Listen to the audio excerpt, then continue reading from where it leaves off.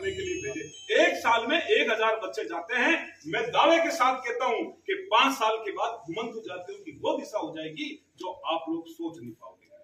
तो साथियों, ये मांग हमने रखी है।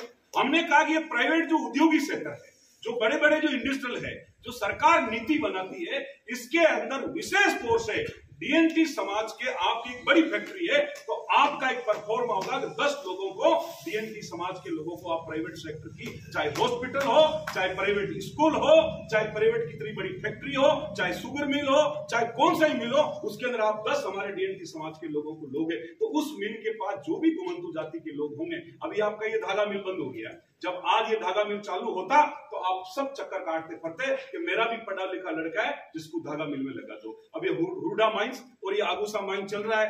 हर बार कोई भी किसी का फोन आता है कि साहब हमारे बच्चे को, हमारा बच्चा इलेक्ट्रॉनिक कर रखी है, हमारा बच्चे ने इंजीनियरिंग कर रखी है, हमारे बच्चे को लगा दो। तो नौकरी का सिस्टम एक अलग होता है। तो हम शिक्षा के अंदर आरक्षण चाहते हैं। हम ये कहते हैं घुमंतु जातियों को लिए सरकार अलग से आरक्षण दे। आरक्षण का मतलब यही है कि राजस्थान में आप 15% लोग हो। वैसे तो हमारे को 15% मिलना चाहिए, पर हमने ये मांग की कि 10% हमारे को मिलना चाहिए। डाटा कलेक्शन ये कहता है कि जब से राजस्थान सरकार बनी है उसके बाद हमने 6000 करोड़ रुपए अभी तक राज्य सरकार को हमने टैक्स दे दिया। अब टैक्स कैसे दे दिया? आप कपड़ा खरीदते हो, आप माचिस खरीदते हो, आप घर पे खाने पीने का राशन लेके आते हो, आप कोई भी जो चीज, सुषमा भी आप खरीद रहे हो, आप एक माचिस की तुली भी खरीद रहे हो, तो उस बनिए के यहाँ टैक्स कट के और वो फिर चीज आप खरीद के घर लेके जा रहे हो। तो ये सारा टैक्स कहाँ जमा होता है? कि राज्य सरकार के खाते में जमा होता है।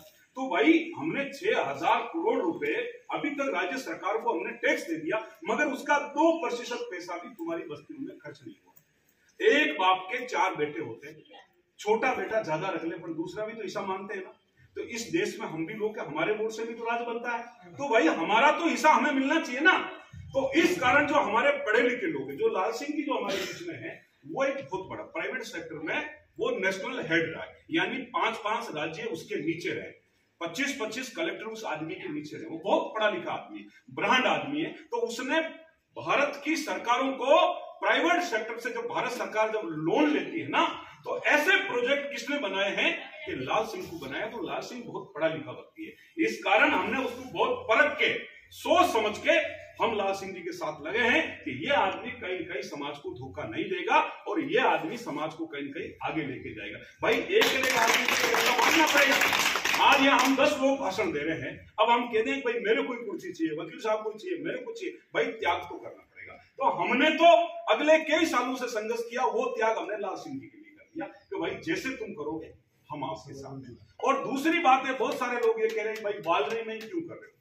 मैं आपको एक उदाहरण देता हूं। गुजरों ने 2 साल बांदी कुएं में आंदोलन किया। गुजरों ने वहां क्यों किया कि बाद 2 साल बांदी कुएं में यूं किया कि वहां गुजर बहुत ज्यादा, गुजर बाहुल्य सेक्टर है। अब मैं इस आंदोलन को ब्यावर में लड़ता तो दूसरी सरकार बड़ी होशियार है, ये दूसरी जातियों को रोड जाम होगा, अव्यवस्था होगी, तो दूसरी जातियों के लोग अपने पे अटैक कर सकते, ये सरकार की चाल हो सकती। तो वहां बालरई में करने का मतलब यह है कि वहां विधानसभा क्षेत्र के अंदर भी एमएलए रेवाड़ियों को ही बन के आता है, अभी जहां से होगा राम जी, और वहां रेवाड़ी समाज का बाहुबली सेक्टर है, यानी सभी जगह रेवाड़ी समाज ही रह है। इस कारण हमने बालरई की जगह चुनी है, जहां रेवाड़ी समाज का बहुत बड़ा एक महाराज हुआ करता था, उसका बहुत बड़ा मंदिर है, वह बहुत बड़ी धर्मशाला है, हमारी कोई महिलाएं, कोई भी आदमी, बड़ा बुजुर्ग, जवान, हॉस्पिटल वगैरह सारी व्यवस्थाएं वहां पे हो सकती है। इस कारण हमने बालरई के अंदर चुना है। तो आप लोगों को मेरा ये कहना है कि आप आए दिन वीडियो के माध्यम से भाषण तो हमारे सुन रहे हो, हम रात दिन भाषण देंगे तो बात यही है, मगर बात यही है कि सच्चे सिपाही तो वही होंगे जो 7 नवंबर को मोटरसाइकिल से, घर की गाड़ी से, किराए से, पैदल से, बस से आप लोगों को बालरई पहुंचना है। हमने तो इस बार कपन बांध लिया है, हमने तो ये कह दिया, हमें तो पता है। अभी 4 दिन पहले थानेदार जी का फोन आ गया, उन्होंने कहा तुम्हारे पिताजी का क्या नाम है? मेरे को आप कहां से बोल रहे हो? मैं जहां आप आंदोलन कर रहे हैं वो थाना हमारे क्षेत्र में लगता है। मैं समझ गया क्योंकि मेरे पिताजी का नाम सरदारनाथ है, गांव कौन सा है? बरावलों का खेड़ा। तो हमारी व्यवस्था तो वो कंप्लीटली चालू कर ली है, तो हमें तो फिट होना है। हम फिट तब नहीं होंगे, आप लोग सब ज्यादा संख्या में आ जाओगे तो हम फिट नहीं होंगे, और आप कम नहीं होंगे तो हमारी भी गांड पे 4 डंडे देके हमें भी वहां अंदर डाल देंगे। फिर ये वकील साहब जैसे लोग आएंगे, महीनों 4 महीने से जमानत हो जाएगी, बाहर आ जाएंगे, फिर हम भी समाज का नाम दोबारा नहीं। तो क्या तो 50 साल समाज आपकी आगे जाएगी और क्या 100 साल पीछे बेग घेर लगेगा। कोई व्यक्ति, लाल सिंह जैसा व्यक्ति